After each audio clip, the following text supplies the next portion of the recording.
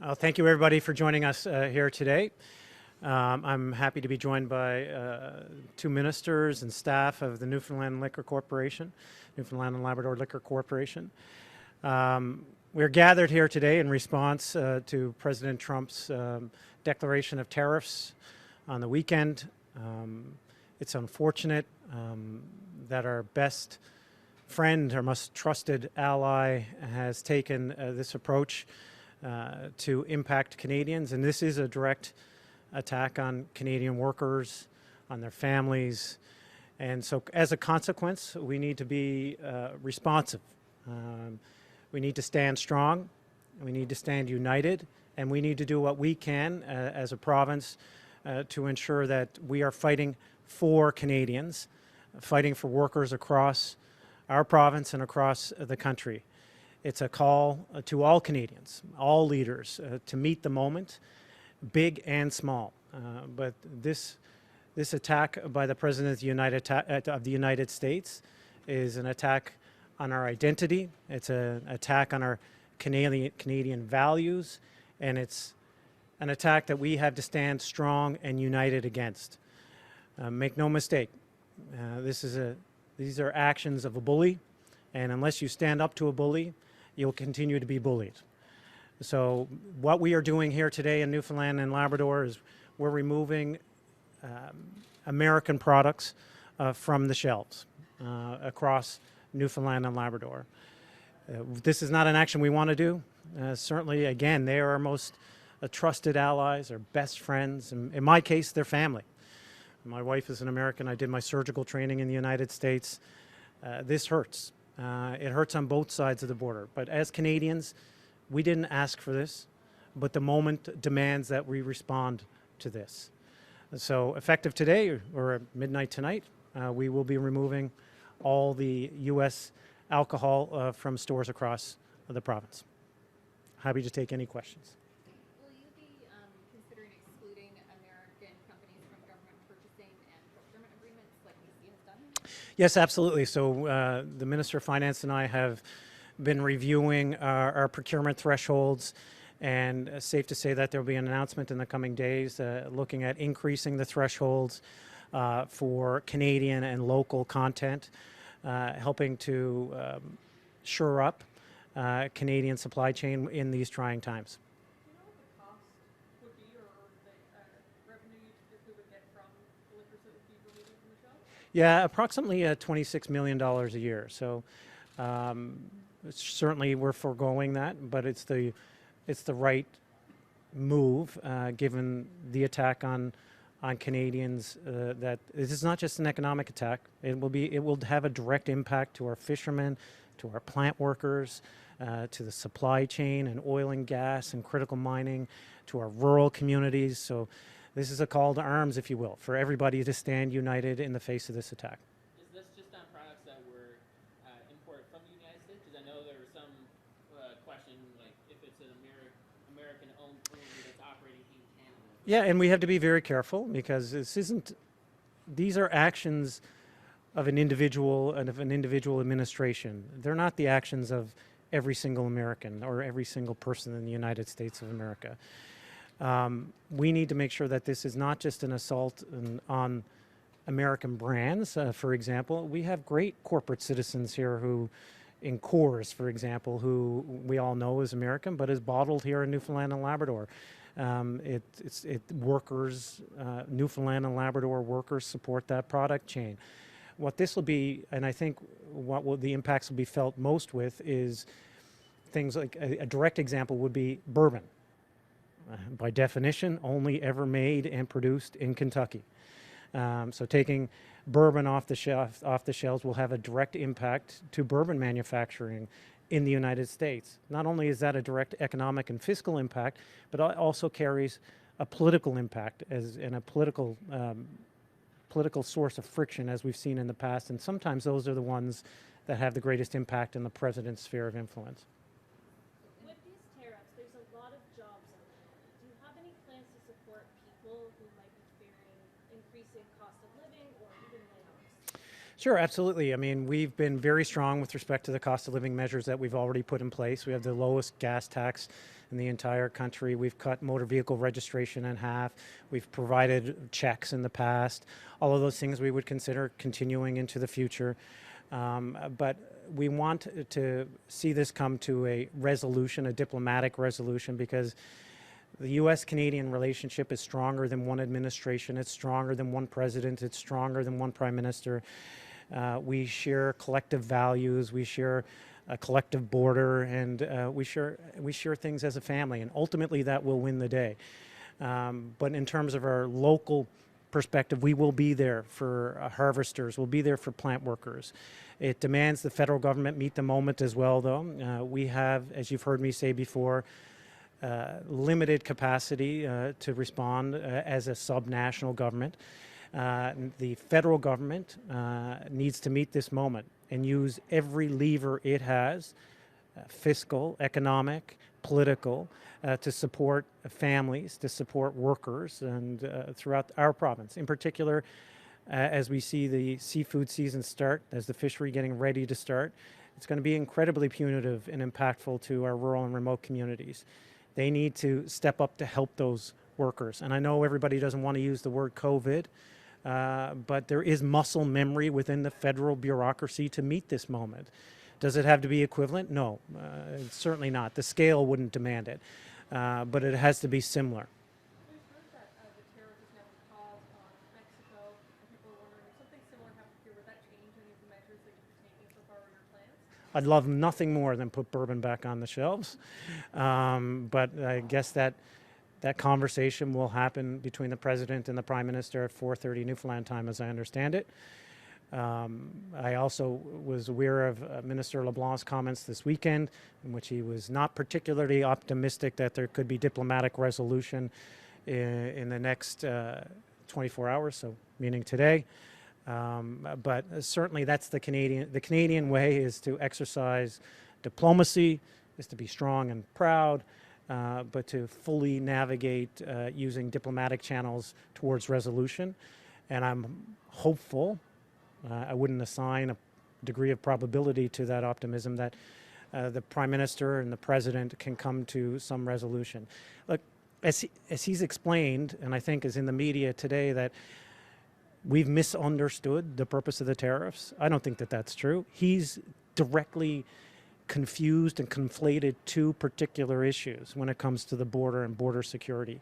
We should be securing borders for Canadians, not because a president has asked us to, but because Canadians demand that of us as leaders. Anytime there is a moment where we can take an ounce of fentanyl off the streets, we should be. So enhancing borders and removing fentanyl is a shared priority across the border. But I want everyone to understand at home and abroad that this is not a Canadian problem alone, exclusively. There are far more drugs, far more illegal immigrants, far more arms, illegal arms, firearms, coming from the United States into Canada than Canada to the United States. I am confident in saying that there's far less, if any, fentanyl coming from Newfoundland and Labrador and going into New York than the other way around. So conflating those two issues and confusing people is a strategy. But as Canadians, we can't let who we are be eroded or demeaned in any way, shape, or form with that narrative. When do you expect the buy local campaign to be in place, and will it be like just in grocery stores or other kinds of stores as well? Certainly, we're hopeful to unveil that tomorrow. It would be across all stores as best we can, helping retailers adjust quickly with the marketing campaign, not to ask them to change their packaging, because of course that would take quite a bit of time, but supplementary material to encourage people in stores across the province to buy Newfoundland and Labrador and buy Canadian. Is there any push, Go ahead. just a quick follow-up, is there any pushback from like say an American retailer such as Walmart to that idea? I haven't talked to Walmart directly. Certainly we wouldn't expect any resistance. Again, distinguishing brands from the administration will be important in this. Well, Walmart Canada is we're happy to have them. We're happy to have them provide groceries and other supplies to Canadians. They've been a reasonable and proud corporate citizen that we've got nothing but respect for. We would hope that they would cooperate with any marketing campaign that we put forward. The FFAW and the ASP held a news conference earlier today. They say that the clock is ticking and they're asking for a fishery-specific roundtable to be set up to discuss a path forward for that specific industry. Will you do that? Certainly, we announced that last Thursday, so I'm not sure why they would. Presumably, they already knew that, but my understanding is that that is going to be executed this week. That was part of the decisions coming out of the roundtable last week, which I believe some of you attended. But I want to be clear that within the price-setting mechanisms that are available to them, both the FFAW and the ASP have asked for a new collective bargaining arrangement. That's on them. The provincial government won't be setting any price of fish. We never have, despite some confusion at times. I think the moment deserves both the FFAW and the ASP to come together for harvesters and plant workers to ensure that they can get a good price, a fair price, but one that will allow for the orderly start to the fishery this season. We cannot afford another delay and another hiccup like we had last year in the face of these uncertain marketplaces. The director of the Association of Seafood Producers said this morning that the tariffs promised by Trump are the biggest threat to the fishing industry since the moratorium. Do you agree with this? Certainly, if that could be an outcome, no question about it. We need to see exactly how this plays out. And there are consequences to the fishing industry that may not be immediately apparent to some at home. For example, if the dollar plummets, that actually helps offset that 25% tariff potentially.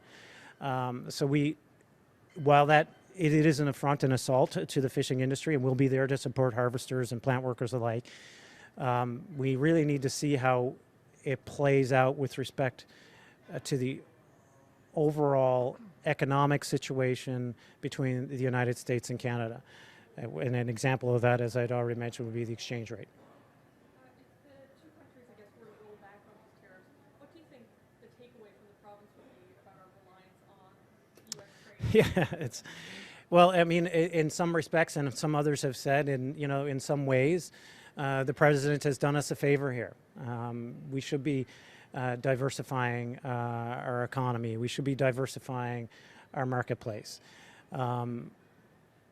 It hurts to say that because they're our most trusted ally and best friend.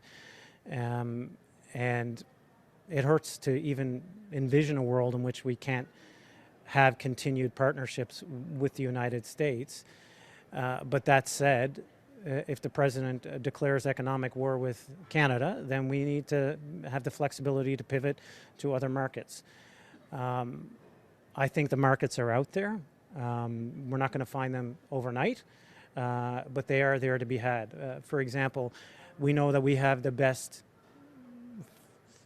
snow crab in the world. You can't find better snow crab than Newfoundland and Labrador snow crab.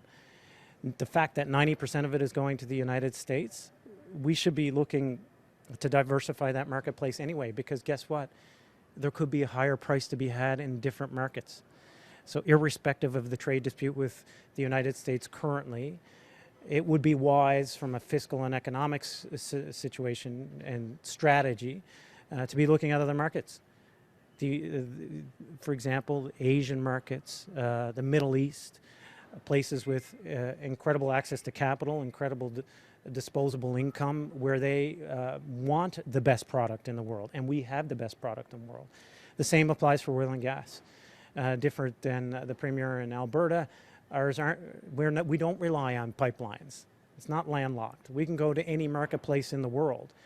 So we should be working with our corporate partners to ensure that they have a fully diversified portfolio that allows for any mitigation of any trade wars now or into the future. When it comes to buying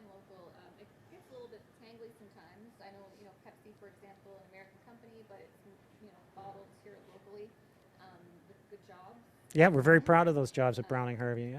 For the campaign, what criteria will the provincial government use to designate whether something is local or how? Like, Yeah, we're not going to get into the assigning criteria or percentages. And as I said already in this media veil, but to be weary of distinguishing and differentiating brands from the administration, because there are brands that straddle the border quite well, and we're quite proud, for example, to have Pepsi here in Newfoundland and Labrador, to have Browning and Harvey bottle it here in Newfoundland and Labrador, to have Coors bottled here in Newfoundland and Labrador. So we have to be wary of that. The marketing campaign will be mainly a more global awareness positioning than a specific punitive disincentive, perhaps. It's more marketed to incentivize people to buy perceived and real local, as opposed to disincentivizing buying products that are made in the United States. But I think there is no question this last 2 weeks, people are more aware of brands. They're more aware of where things are manufactured. We probably should have been aware of that the whole time. But it is drawing attention not just to Canadian-U.S. inequities, but to global inequities that allows for some products to be cheap. But now everybody is looking internally and externally about where these products come from, how they're made in a more responsible and ethical way. Any leaders of this urging you to call back members of the House of Assembly to discuss this, debate this? Any possibility of that happening? No, not at this particular moment in time. I have been speaking with Mr. Dan and other MHAs from the opposition to provide updates. At this particular moment in time, there's nothing specific to debate. That's not to diminish the urgency of it or to diminish the anxiety people would be feeling at home. But there's no particular measure that we would be debating at this moment in time. So let's just remain calm.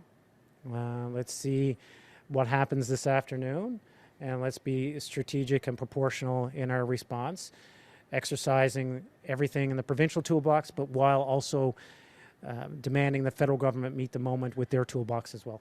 Last year, the provincial government opened a trade office in Boston. Yep. Has this situation affected that, or have you considered closing that at all? No, not at all. In fact, I think we should, we're looking to try to accelerate putting someone in that office faster. As I said, the relationship between Canada and the United States is stronger than one administration. It's stronger than one tariff. We will survive together, and it is important that we be part of the conversations in the United States, both with this administration and future administrations, to ensure that they understand the importance of Newfoundland and Labrador energy, Newfoundland and Labrador products, Newfoundland and Labrador critical minerals, while they are making decisions. It is too late, once the decision is made often, to say, God, I wish we should have been at that table. We need to be at the table. We need to be top of mind in order that they have, the decision makers in the United States and elsewhere around the world, by the way, have the information that they need when making decisions. Have these tariffs changed your thoughts or your decision-making process around an election at all? No, there will be an election in 2025. And we've seen some moves of people making moves against Elon Musk and his association with the U.S. Ontario has ended their contracts with Starlink. Some people are leaving Twitter. Are you going to do anything like that? I'll reserve my personal opinions for X. I think we all, as responsible citizens and leaders, have to be very aware of anyone who tries to unduly influence our democratic institutions here in Canada. I think that we have a strong, sovereign, and independent nation, and any attack, whether it be direct or indirect, on those strong, independent, democratic institutions should be seen as an attack on every single Canadian. So I urge everybody when making their decisions on what media platforms to use, what cars to buy, to look at what the people behind them actually represent, the values that they are very open about, the values that they espouse, and do those values reflect who we are, who you are as an individual, who we are as Newfoundlanders and Labradorians, and who we are as Canadians. Great. Thanks very much. Thank you. Do you want to get Jerry from NAIF representing the workers? I feel like while we're here, it's Sure. good. Yeah. Thank you. Switch spots. First and foremost, as the Premier said, it's difficult to believe here that we're here talking about a situation involving what has been commonly two friends, two countries that have stood together through great difficulty, supported each other. But I'm also proud to stand in this store here representing members that work for Newfoundland and Labrador Corporation, proudly come to work every day, and they certainly have fears how they could be impacted. We're seeing Newfoundlanders and Labradorians concerned about how they may be impacted, and the Premier certainly, one of the interests on the ed talking about an historical industry in our province, our fishery, and talking to some representatives just this morning, airing their concerns, and they will be directly impacted. Also, I like what I've seen with the Premier in the last 2 weeks, 3 weeks, the leadership he's taken on this file, bringing together the Premier's table, where we have labour leaders, we have business, we have community interest groups sitting at a table attempting to address this issue that we did not want to be part of. I think the Premier said this as well too. This is not something that we started, but it's something that I'm proud to see how Newfoundlanders and Labradorians have reacted, how Canadians have reacted, coming together, unified as a common singular voice with a few exceptions. And also we need to see physical actions. And the actions like removing a product from the shelves in these stores that is produced in the United States sends a message. It's a visible message, and we have to do those things, but I believe the actions that the provincial government has taken, and right now the actions that our federal government has taken, is in the benefit of Newfoundlanders and Labradorians and in the benefit of the citizens right across our country. And our union, and I'm sure the Labour movement stands firmly because we have been sitting at a table represented by Labour, like our Federation of Labour sits there representing us at a table, and I understand are the unions that are directly impacted. We're probably in a better situation than most, where many of our members won't see the direct impact, but our members, just like every Newfoundland and Labradorian, will see the indirect impacts. Do you expect any jobs to be affected that, the folks that you represent? In the members that we represent, there probably won't be a whole lot of direct impact, but I certainly have concerns for some of our sister unions. Talking to steel workers this morning, talking to the FFAW, I certainly have concerns where you could have direct job impacts in those industries. Thank you. Great.